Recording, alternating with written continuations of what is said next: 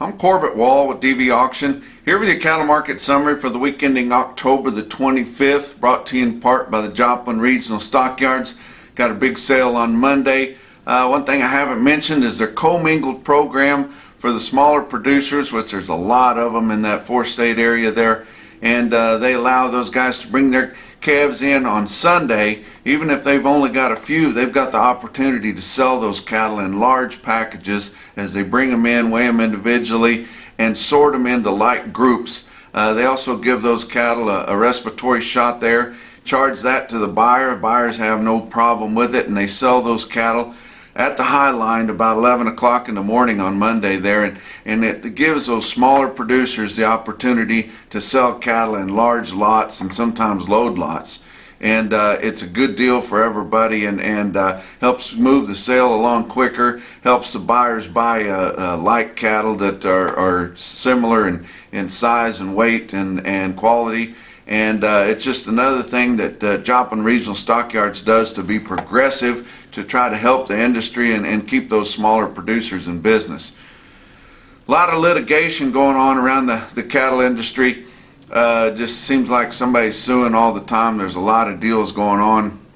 Of course, we've got RCAF suing the big four packers, and we're not hearing a whole lot out of that. Mostly everybody's on a gag order, so we'll see how that plays out.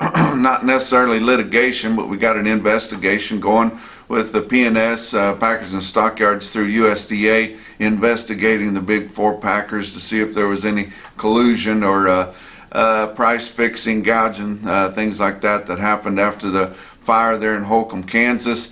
RCAF has since put another litigation on against USDA for mandatory radio frequency ID tags, and which they have got set to go in place here in just a few short years to make everybody force them to use these RFID tags, which would be a good deal for tracking, supposedly. I'm not sure if they've gotten it to where those readers work, because if they're not 100% accurate and they don't catch all the cattle, they're really worthless. But these RFID tags would make it easier to track cattle in case of a big disease outbreak. The problem with it is it would more than likely force a lot of your smaller producers out of business, because you know, the old dogs are only going to learn so many tricks, and most of your cow-calf men have got some age on them. They do a lot of moving cattle by feed bucket or feed truck. They don't get their hands on them all that often. They realize that sometimes they don't get their calves worked or weaned, and they're going to take a discount that, but they're still in business. But you start putting mandatory things on them, it's going to force them out, and that's the reason RCAF really doesn't want it. Also, you know, how much do you want the government or some agency to really know about your business? You know, do they need to know everything? I don't think they necessarily do. We love the cattle business because it's such a individualistic enterprise, and you kind of do what you want: buy, turn out, raise, sell, whatever you want, whenever you want. But that's another deal. One class action suit that I don't think we've ever talked about on here, and you guys may not know about, but your beef purchasers have now put a class action suit together against your big four packers. I tell you, the big four packers, it's a good thing they got a lot of lawyers on retainer, because they're going to need them. But a group that's headed up by Pacific Agri Products, which is a big beef purchaser, both for distribution and for export, have filed a suit against the big four for collusion, manipulation, not necessarily just since the fire in Holcomb, Kansas, but over the last several years, and got them for colluding prices, working together to keep your price levels high even when they're paying the beef producers less money, and manipulating, more than anything, the capacity of harvest.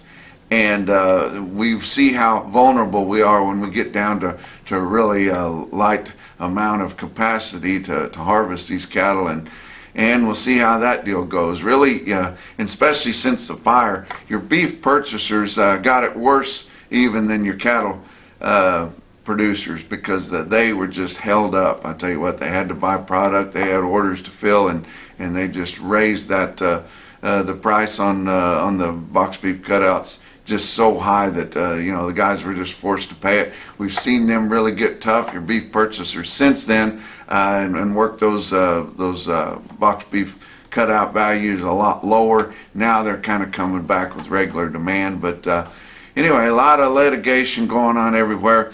One thing on that mandatory RFID, we did see some press release come out late in the week thinking that RCAF had won and everybody that was against mandatory RFID had won. And it looks like maybe just on the USDA website they took down the mandatory RFID information on there, and they're really pushed to get that instituted, basically because it is in litigation. So now we're thinking that that nothing has really changed other than that there is a suit on, and doesn't sound like USDA is too worried about it. But let's talk about your board for last week, your live cattle futures in October. Monday was up 47 cents, Tuesday down $1.07, Wednesday up 32, Thursday up 22, and Friday up $1.55, with October contracts on live cattle ending the week at 111.97, up $1.50 for the week. December ended the week at 116.07, up 2.45. February ended at 121.07, and April's up there close to 123. So we're looking at higher prices as we work here through the end of the year and into next spring. Let's talk about feeder cattle futures. October contract Monday, they were all up every day of the week. And it's funny because our feeder cattle contracts are going up on the board, calf prices are going down. That's mainly, and it's just because of a big supply of calves here in the fall run to sell. But Monday was up 47, Tuesday up 20, Wednesday up $1.32, Thursday up 20, Friday up 47, with October feeder cattle contracts ending the week at 145.70, up $2.20 for the week. November ending at 145.37, up 252. We'll be dropping October here this week, and look out to January. It's backing off at 141.60. Your fat cattle trade through Thursday, negotiated sales in your 5-area feeding region were at 56,100, and that was up through Thursday. And then we had Friday trade, fairly significant. I don't think we're going to see a gangbuster week, but probably right in there, kind of where they've been trading around that 80,000 head level for the week. We'd like to see it over 100. But we just haven't seen that basically since that fire at Holcomb, Kansas. We've just seen really light negotiated sales every week.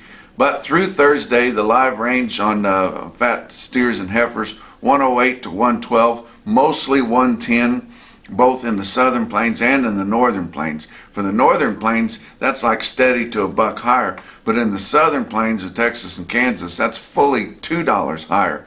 So still gaining ground. Dressed prices on steers and heifers, 174 to 176, mostly 175, and that's kind of steady to $1 higher.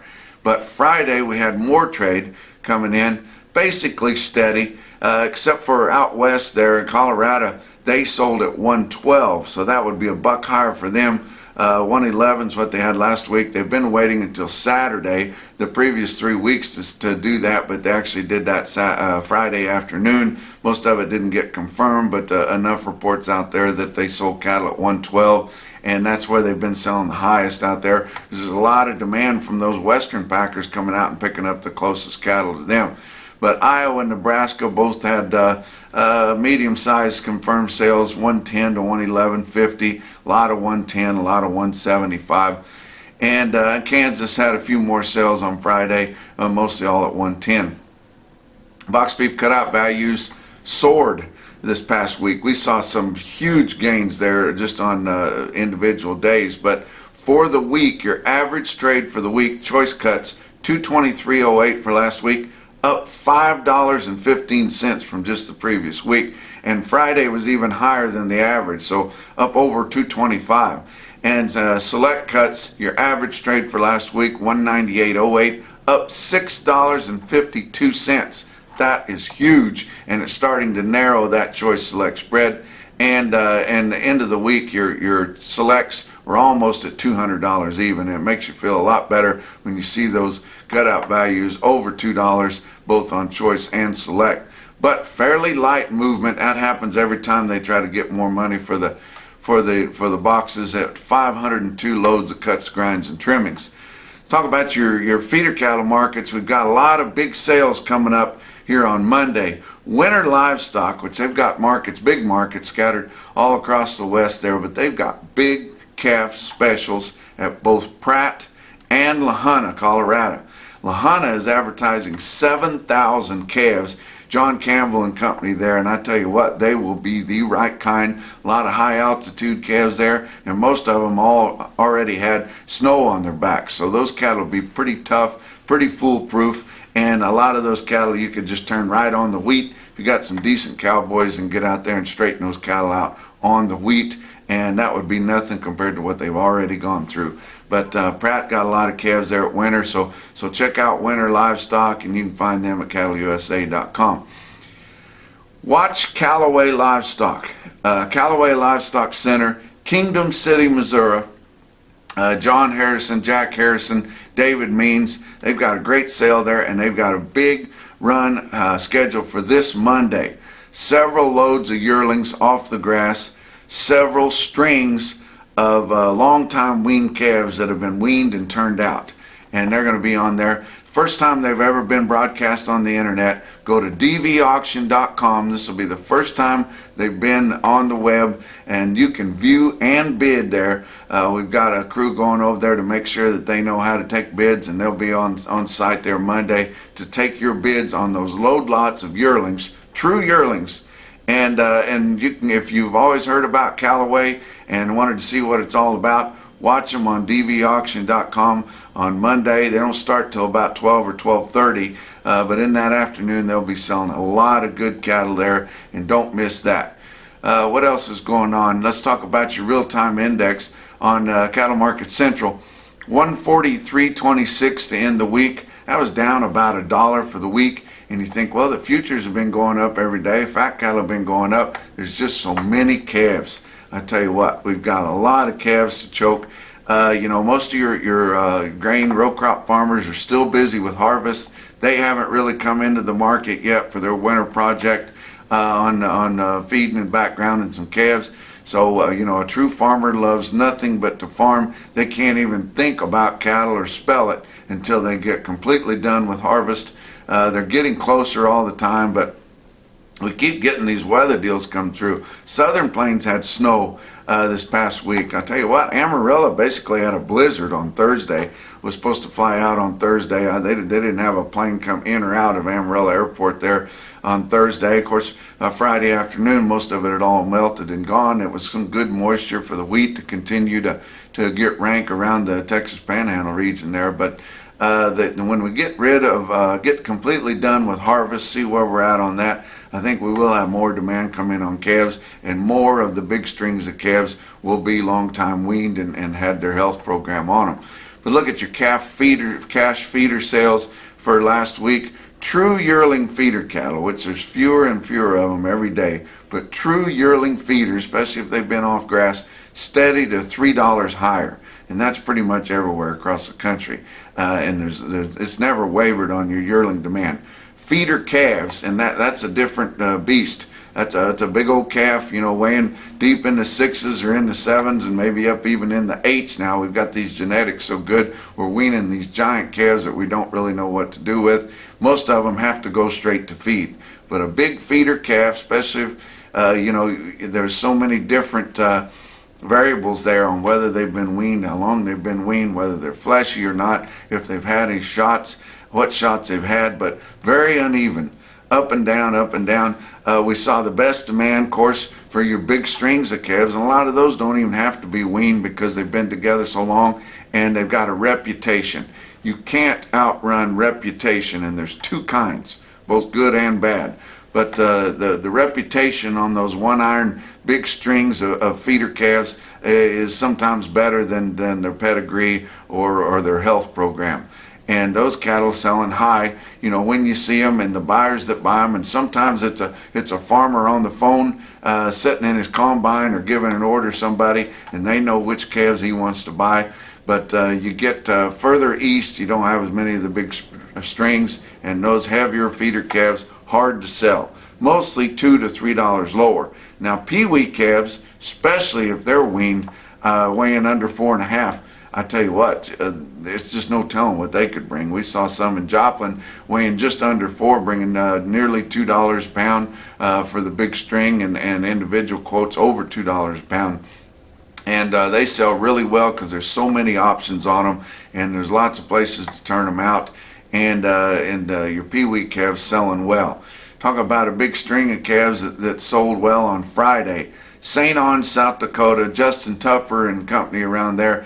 We've been talking here for the last couple of weeks about even your big strings, but basically top quality 5-weight calves are still selling in the 150s somewhere. But when you get some calves that are weighing more than that, still bringing that's pretty good. St. Ange, South Dakota, 97 head of 628-pound steer calves bring 155.50, and that's about the top quote on a big calf there. Talk about some yearling quotes that we saw late in the week on Friday. Mankato Livestock, Mankato, Kansas. Neil Beret and company there. Look at this quote on some big steers. 59 head of feeder steers weighed 834, 157.